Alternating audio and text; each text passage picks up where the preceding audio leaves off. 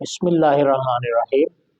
یہ بھی مسئلہ پوچھا گیا ہے کہ رمضان المبارک کا روزہ رکھا ہوا ہو خاتون نے، مسلمہ نے، مسلمان بیٹی نے، بہن نے، مسلمان عورت نے، مسلمان مستورہ نے اگر روزہ رکھا ہوا ہو تو روزے سے چند منٹ پہلے اس کو عارضہ لاحق ہو جائے مینسز کا، حیض کا، تو اس کے روزے کا کیا حکم ہے؟ جواب: اگر چند لمحات بھی پہلے روزہ افطار کرنے سے اس کو یہ عارضہ حیض کا لاحق ہو جائے تو اس کا روزہ ٹوٹ جائے گا۔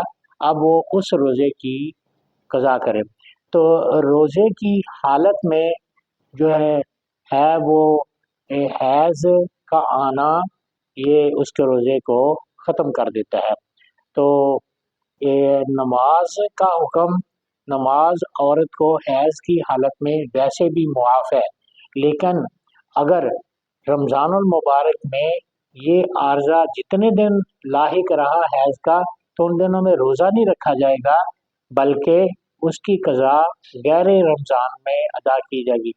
نماز حیض کی حالت میں معاف ہے بالکل ہی، اور روزہ رکھ نہیں سکتے لیکن اس کی قضا ہے۔